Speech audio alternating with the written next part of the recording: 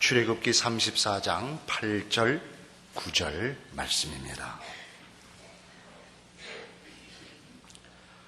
모세가 급히 땅에 엎드려 경배하며 가로되 주여 내가 주께 은총을 입었거든 원컨대 주는 우리 중에서 행하옵소서. 이는 목이 곧은 백성이니이다.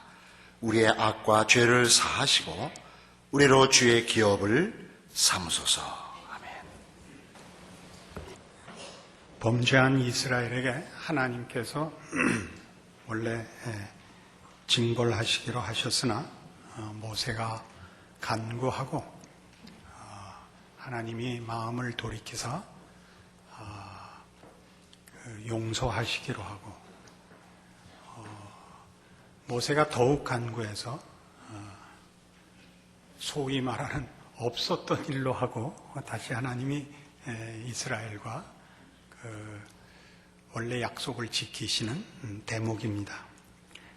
표현 중에 없었던 걸로 하고는 정확한 표현은 아닙니다. 이제 해야 하는 얘기가 그것과 연결되기 때문에 그런 표현을 썼습니다. 우리가 이런 사건을 보면서 성경을 읽을 때 제일 많이 궁금해하는 것이 그래도 경인데, 그쵸? 성경 안에 경인데 왜 이런 얘기들이 있을까? 실패한 얘기, 못난 얘기가 그렇게 많이 나오고 특히 선민이라는 이스라엘은 왜 이 꼴일까 하는 생각을 누구나 하게 됩니다.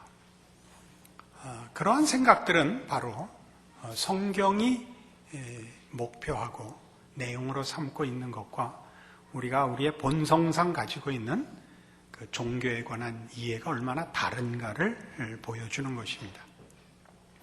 성경이 하려는 가장 중요한 얘기는 하나님이 누구신가 하는 것과 함께 인간이 누구냐 하는 얘기를 하고 있습니다. 그러니까 성경이 말하는 하나님의 복주심, 구원하심이라는 것은 언제나 인간의 자격과 조건에 대한 보상이 아니고 하나님의 은혜로우심과 자비하심에 근거한다라는 얘기를 누누이 강조합니다. 그러기 위해서 가장 필요한 게 뭐냐면 인간의 현실이 어떠냐, 인간의 정체와 본질이 어떠냐 하는 것이야말로 성경이 가장 중요하게 다루는 주제들입니다. 그러나 우리는 늘 이 문제에서 사실은 그 견해가 다를 수 있습니다. 신앙생활이라는 것은 결과적으로 은혜를 입는 것인데 이 은혜를 입는 것은 우리의 처지로부터, 즉 심판 외에 다른 길이 없는 우리의 형편으로부터 하나님의 은혜로 구원함을 얻는 것입니다. 동시에 그 구원은 이 가장 비참한 지경으로부터의 사죄와 구원을 얻을 뿐만 아니라 그 구원이 인간이 추구하는 가장 높고 가장 영광된 자리로까지의 구원이라는데 이 은혜의 두 측면이 있습니다. 그것은 하나겠지만 우리의 이해와 또는 느낌으로는 이것을 둘로 나누는 것이 더 좋습니다. 우리는 이걸 둘로 나눠야 하는 이유가 구원 자체를 우리의 가능성을 위로하고 분발시키는 것으로 종교를, 특히 기독교를 오해하는 문제와 구원을 얻은 이후에는 그 전에 구원은 은혜에 의한 것일지라도 구원을 받은 다음에는 그 은혜에 보답하는 다시 새로운 분발로 가는 두 가지를 다 부정한다는 측면에서 이것을 둘로 제가 나누는 것입니다.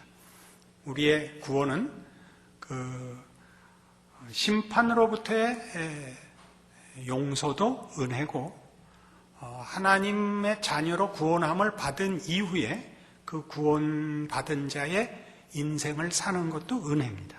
그리고 그 문제를 다 포함하여 이 구원이 그런 두 국면을 다 포함하고 있기 때문에 복음이라고 하는 것입니다. 복된 소식입니다. 그 문제를 이 부정적인 측면에 대해서 오늘 확인하고 긍정적인 측면에 대해서 그러니까 구원 이후에 다시 은혜가 우리를 복된 소식이라고 말하는 그 말대로 어떻게 신자들의 삶을 승리로 이끄는가 하는 문제를 다음 시간에 말씀드리겠습니다. 오늘 내용을 보면 우리가 이스라엘 백성이 그럴 수 없는 시점에서 그럴 수 없는 죄를 지은 사건에 직면하고 있습니다. 이스라엘은 하나님으로부터 큰 구원의 은혜를 받아 하나님이 베푸시는 10가지 재앙으로 인하여 애굽에서부터 벗어나고 홍해를 건너며 만나를 먹고 반석에서 나오는 물을 먹으며 이 시내산에 도착합니다. 그리고 그 하나님이 영광 중에 임하셔서 이스라엘 백성들로 하여금 충분히 하나님이 베푸신 기적과 위엄을 목도하게 하십니다.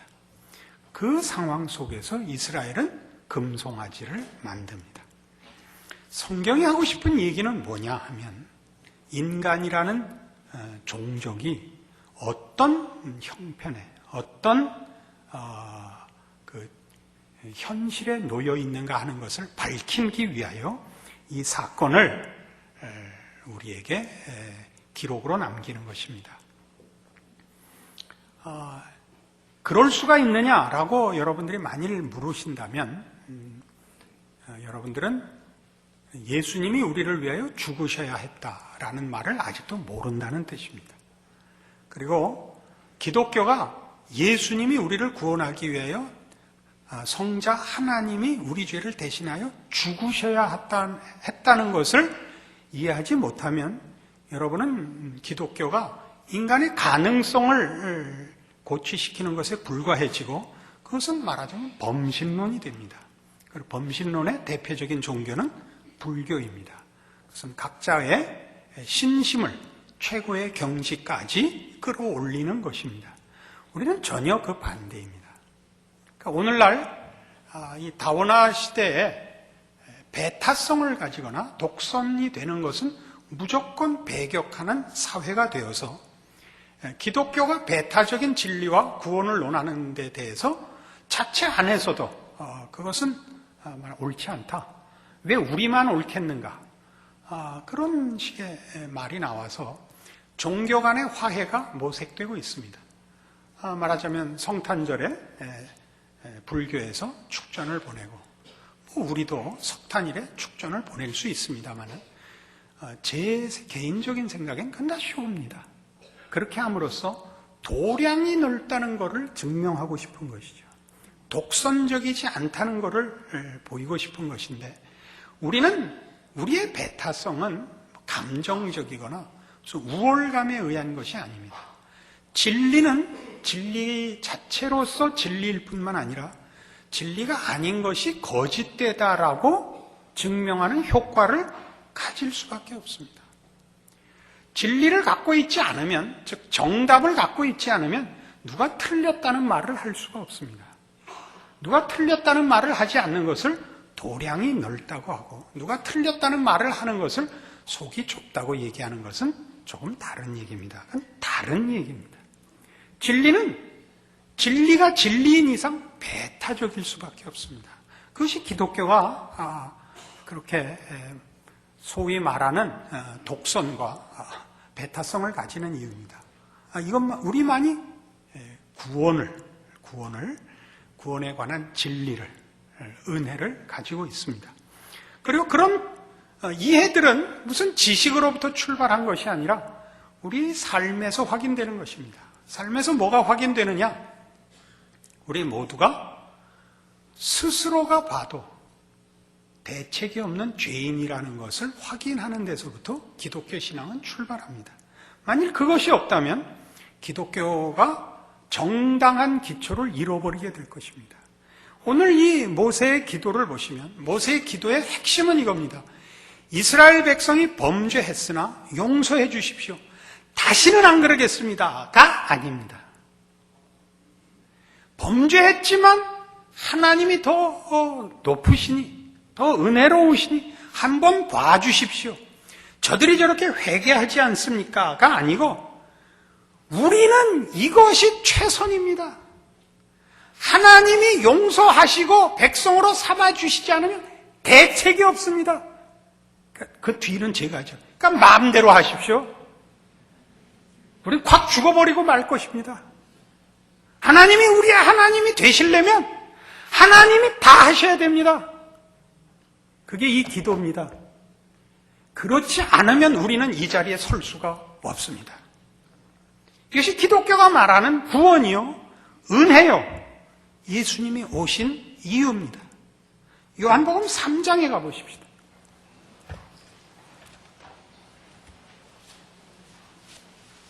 여러분 잘 아시는 기독교 복음의 가장 핵심되는 요절이라 할 수 있는 요한복음 3장 16절입니다. 하나님이 세상을 이처럼 사랑하사 독생자를 주셨으니 이는 저를 믿는 자마다 멸망치 않고 영생을 얻게 하려 하심이니라. 이렇게 읽으면요, 이게 기독교 복음을 제일 잘 표현한 것임에도 불구하고 우리의 습관상 믿는 자라는 것이 조건으로 자꾸 걸립니다. 그렇지 않습니까? 그러나 17절을 보십시오. 하나님이 그 아들을 세상에 보내신 것은 세상을 심판하려 하심이 아니요 저로 말미암아 세상이 구원을 받게 하려 하심이라. 즉 그는 조건으로 오시지 않습니다. 예수님은 조건으로 오시는 것이 아니라 구원을 이루려 오십니다. 하나님이 예수를 보내시는 것은 우리를 구원하려는 것이지 구원의 기회를 주려고 오시는 것 아닙니다. 그것이 오늘 모세의 기도요, 금송아지 사건의 해결이요, 거기에 이미 포함된 하나님의 어떠하심이며 우리가 가지는 신앙 고백의 유일한 근거가 됩니다. 이것이 없으면 우리는 아무것도 아닙니다. 로마서 5장에 가면 바로 이런 기독교 신앙의 이 독특성, 이 중요한 본질 때문에 사도 바울은 이런 설명을 로마서 5장에서 합니다. 20절 봅니다. 246페이지 신약 성경입니다. 율법이 가입한 것은 범죄를 더하게 하려 함이라. 그러나 죄가 더한 것에 은혜가 더욱 넘쳤나니 이는 죄가 사망 안에서 왕노릇한 것 같이 은혜도 또한 의로 말미암아 왕노릇하여 우리 주 예수 그리스도로 말미암아 영생에 이르게 하려 함이니라. 율법은 왜 줬냐? 지키라고 준 것이 아닙니다. 지키지 못하는 우리로 하여금 우리의 형편이 어떤지를 확인케 하는 눈금으로 주어졌습니다. 우리의 이해를 위해서 예를 들자면 차선 같은 겁니다. 차선이 없으면 내가 운전을 똑바로 하는지 삐뚤어 하는지 비틀거리는지 아마 몰랐을 것입니다. 율법이 옴으로써 우리는 율법을 지킬 수 없음. 율법이 어려워서가 아니라 우리가 우리 안에 선한 소원도 진심도 능력도 없는 것을 발견하게 됩니다. 저는 별로 기회가 없지만 그래도 몇 번 본 기억이 있는데 술 먹고 취한 사람이 취했다 그러는 걸 본 적이 없습니다. 멀쩡하다고 우깁니다. 그래서 그 음주운전을 체크할 때 경찰이 어떻게 하죠? 선을 긋고 걸어와 보라 그러죠. 본인은 똑바로 걷는데 옆에서 보면 알리가 춤을 추듯이 이렇게 비틀거리고 옵니다. 본인은 그래도 우기죠. 왜냐하면 자기가 걷는 대로 선이 따라오니까 끝까지 직선이었다고 우길 것이지만 누구나 압니다. 저 사람 취했다는 사실을. 율법이 없었다면 우리는 지금도 우기고 있었을 것입니다. 그러나 사실은 율법이 없다 할지라도 진실하게 자신을 성찰하는 모든 생각 있는 사람들은 인간이라는 것이 어떤 악인이 있는 것이 아니라 모두가 다 동일한 비참하고 그리고 대책이 없는 존재라는 것을 압니다. 우리는 사회적으로 무리를 일으키는 어떤 사건들을 대할 때마다 큰 사기를 쳤다든가 큰 가혹한 무슨 범죄를 저질렀다든가 하는 일들을 볼 때마다 누구나 이런 글을 쓰고 또 그런 반응을 합니다. 신문지상에 늘 나는 표현이죠. 어떻게 인간의 탈을 쓰고 그럴 수 있단 말인가? 저희만이 답을 갖고 있죠. 인간이기 때문에 그렇습니다. 왜냐하면 똑같은 짐승인데 우리가 지능이 더 높기 때문입니다. 그러니까 다른 짐승들은 그 지능이 얕아서 그 하는 범죄 행위가 단순하지만 우리는 훨씬 복잡하고 야비하고 교활합니다. 그래서 우리의 구원은 우리가 남보다 나아서가 아니며 하나님이 우리를 불쌍히 여기서 구원하러 오신 덕에 구원을 받은 것입니다. 만일 이 일에 아멘이 안 되면 여러분은 정말 불교로 개종하셔야 됩니다. 더 이상 기독교라고 얘기하지 마십시오. 물론 오늘은 여러분이 그 신앙 생활을 하는 후반부 얘기를 하는 날은 아닙니다. 우리의 구원의 근거, 구원이 필요한 우리의 현실에 대한 얘기입니다. 그래서 우리 다 여기 이 조건, 이 유일한 조건, 우리에게 희망이 없다는 조건으로 구원을 받은 것입니다. 그래서 우리는 늘 감사요, 늘 은혜입니다. 이것이 기독교의 근거입니다. 유일한 근거입니다. 이것 없이는 아무것도 없습니다. 그래서 이 문제는 로마서 5장 1절로 가시면 1절에서 8절까지 이런 식으로 구원을 설명하는 것을 다시 확인하게 됩니다. 그러므로 우리가 믿음으로 의롭다 하심을 얻었은즉 우리 주 예수 그리스도로 말미암아 하나님으로 더불어 화평을 누리자. 또한 그로 말미암아 우리가 믿음으로 서 있는 이 은혜에 들어감을 얻었으며 하나님의 영광을 바라고 즐거워하느니라. 다만 이뿐 아니라 우리가 환난 중에도 즐거워하나니 이는 환난은 인내를, 인내는 연단을, 연단은 소망을 이루는 줄 알미로다. 소망이 부끄럽게 아니하면 우리에게 주신 성령으로 말미암아 하나님의 사랑이 우리 마음에 부은 바 됨이니 우리가 아직 연약할 때 기약대로 그리스도께서 경건치 않은 자를 위하여 죽으셨도다. 의인을 위하여 죽는 자가 쉽지 않고 선인을 위하여 용감히 죽는 자가 혹 있거니와 우리가 아직 죄인 되었을 때 그리스도께서 우리를 위하여 죽으심으로 하나님께서 우리에게 대한 자기의 사랑을 확증하셨느니라. 자, 5장 지금 1절에서 8절까지 무슨 얘기냐면 우리 이제 구원을 얻었다. 그러니까 이제 우리에게 남은 것은 이 구원의 영광된 완성을 기다리는 일밖에 남은 것이 없다. 그러니까 예수 안에서 이 영광을 바라고 즐겁자, 기쁘자, 감사하자 그럽니다. 그러니까 우리 마음에 무슨 생각이 드냐 하면 우리가 물론 구원을 얻을 때 우리의 못난 것을 확인하고 하나님의 값없는 은혜로 구원을 얻은 것 감사하지만 현실적인 문제는 구원을 얻은 이후에도 우리가 신자답지 못하다는 사실입니다. 이 문제는 어떻게 하는가? 성경의 답은 우리가 조건이 없고 가장 벌받아 마땅한 자리에서 은혜로 구원을 얻은 것처럼 우리에게 주어진 그 은혜가 그 구원을 시작할 뿐만 아니라 완성시키실 것이다 라고 얘기하는 겁니다. 그 은혜의 힘은 뭐냐? 사랑이라고 얘기하는 거예요. 사랑. 이것은 사랑의 힘이다. 사랑이라는 게 여기서 왜 등장하느냐 하면 그것은 법적인 조건을 요구하지 않는다. 기계적인 조건을 요구하지 않는다. 그것을 원하는 자의 열심과 성의에 달린 것이다. 그래서 사랑을 논하는 겁니다. 여기서 사랑은 감정적인 이 현상을 말하는 것이 아니라 그 감정이 가지는 의지와 이성으로 쫓아오지 못하는 그 진지함과 열심을 말합니다. 그래서 뭐라고 얘기해요? 6절에 있는 바와 같이 7절을 보죠. 의인을 위하여 죽는 자가 쉽지 않고 선인을 위하여 용감히 죽는 자가 혹이 있습니다. 의롭기 때문에, 선하기 때문에 위할 수 있습니다. 그러나 우리는 죄인 되었을 때 그리스도께서 우리를 위하여 죽으셨습니다. 죄인 되었을 때라는 건 우리를 위하여 죽을 만한 가치가 없을 때, 그죠? 그리고 우리를 얘기하자면 우리가 하나님 앞에 도와달라 그러기 전에 죄인이라는 것은 사망의 자리에 있어 아무 감각이 없을 때입니다. 우리는 무지했고 우리는 하나님 외면하고 있었고 우리의 형편에 대한 이해가 없었습니다. 그때 하나님께서 그 아들을 보내십니다. 구원의 손길을 내밉니다. 예수를 보내어 우리를 설득하는 것도 아니에요. 두 번째 기회를 제시하는 것이 아니라 우리를 구원하러 내미신 하나님의 팔입니다. 그러니까 뭐라 그래요? 그것은 사랑이기 때문에 아무도 막을 수가 없다. 그 얘기입니다. 이것이 기독교 복음의 근거요, 본질입니다. 그래서 같은 로마서 8장에 가면 그래서 이런 말이 나오는 겁니다. 29절 250페이지입니다. 하나님이 미리 아신 자들로 또한 그 아들의 형상을 본받게 하기 위해 미리 정하셨으니 이는 그로 많은 형제 중에서 맏아들이 되게 하려 하심이니라. 또 미리 정하신 그들을 또한 부르시고 부르신 그들을 또한 의롭다 하시고 의롭다 하신 그들을 또한 영화롭게 하셨느니라. 우리는 아직 영화롭게 되지 않았습니다. 여기 이것은 완료형입니다.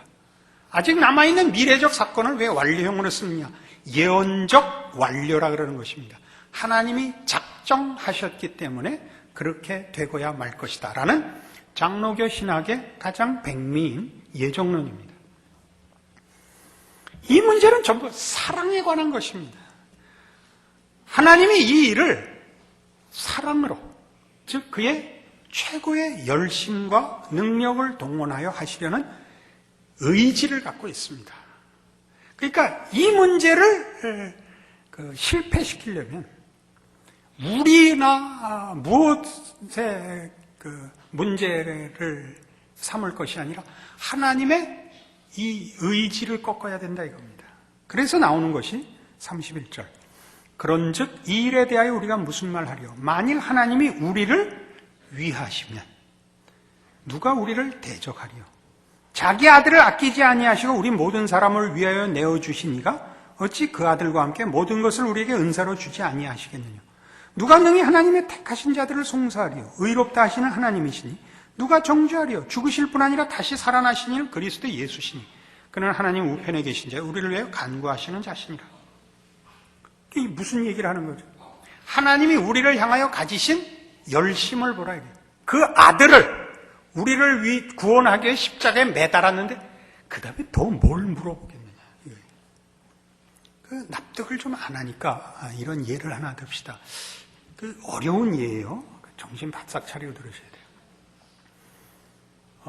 영화 제목도 기억이 안 나고 주인공도 기억이 안 납니다. 근데 그 내용만 하나 기억이 나는데 미국에 있는 어느 도시에 여러 말하자면 마피아 조직들, 갱단들이 있는데 어느 좀 큰 갱단에서 조금 작은, 이름 없는 작은 갱단을 흡수 통합하려고 합니다.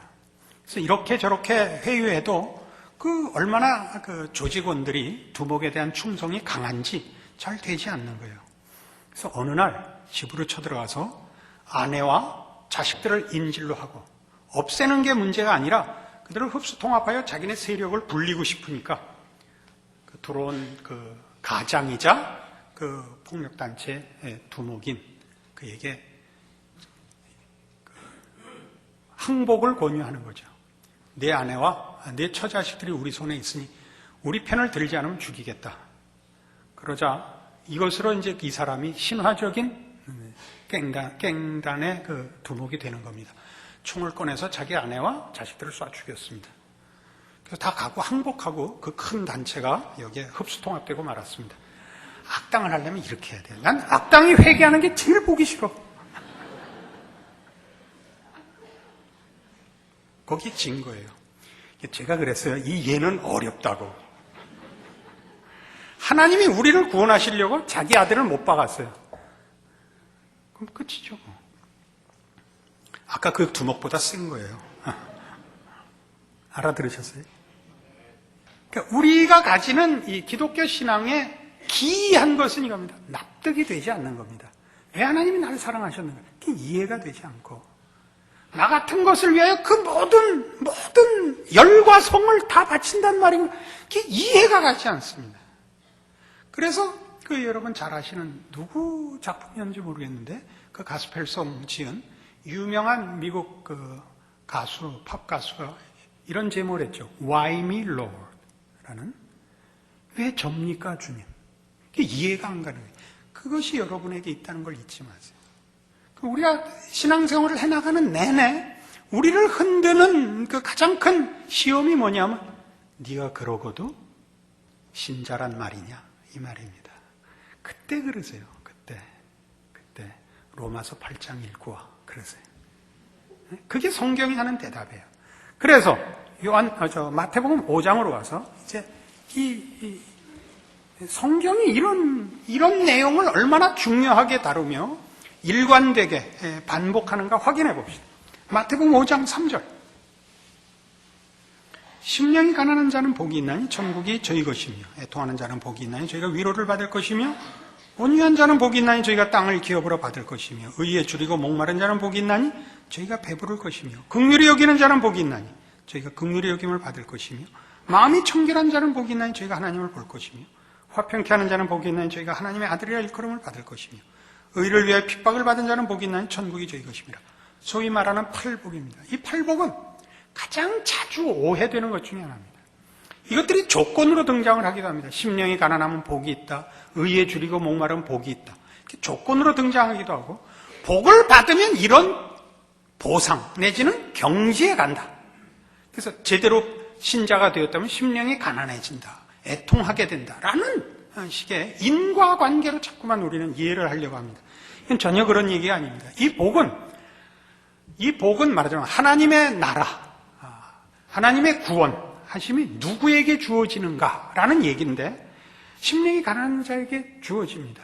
조건으로서 지금 설명하지 않습니다. 이런 말입니다. 심령이 가난하다.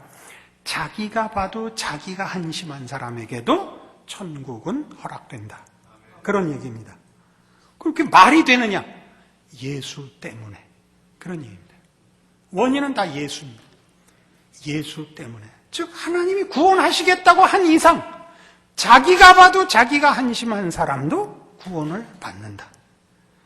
애통하는 자는 복이 있다. 애통하다는 것은 한심하다 못해 우는 거지. 한심하다 못해 우는 자. 무엇 하나 제대로 하는 게 없어. 늘 나는 왜 이럴까? 난 왜 이럴까? 나는 왜 이럴까? 사회에서는 안 그랬는데 나 교회 와서는 이럴까? 애통하는 자입니다. 가장 못난 자에게도 천국은 허락됩니다. 온유한 자는 복이 있다. 온유하다는 건 다른 얘기 아닙니다. 우유부단한 자에게도 복이 있습니다. 여기는 지금 거의 부정적인 언급들입니다. 가장 조건이 없는 자에게도를 위해서 여기 나열되어 있는 겁니다. 이건 덕목들이 아닙니다. 이럴까 저럴까, 이리 갈까 저리 갈까, 이게 다 이런 자에게도 천국은 임합니다. 왜라고요? 예수 때문에. 의에 줄이고 목마른 자, 굉장히 멋있어 보이죠. 그게 아니고 한 번도 제대로 해본 적이 없어서, 언제 나는 한번 공부해볼까, 사나이다워볼까, 제대로 기도할까, 언제 신자다워볼까. 이게 의에 줄이고 목마른 겁니다. 긍휼히 여기는 자, 언제나 패한 쪽이 자기 같은 사람, 얻어맞고 내동댕이 쳐지고 괄세받고, 그게 난 거예요. 한 번도 승자를 우러러볼 엄두가 나지 않는 사람, 저는 이 부분이 제일 좋습니다. 제가 이 5장 7절 같은 사람입니다. 여러분으로서는 이해가 가지 않겠지만 사실이 그렇습니다. 저는 우유부단하고 미적지근하며 지혜가 없고 그러나 괜찮은 사람입니다. 마음이 청결한 자는 복이 있다. 단순하다 이거예요. 앞뒤가 꽉 막혔다. 하나밖에 모른다. 이 사람에게도 천국은 찾아온다.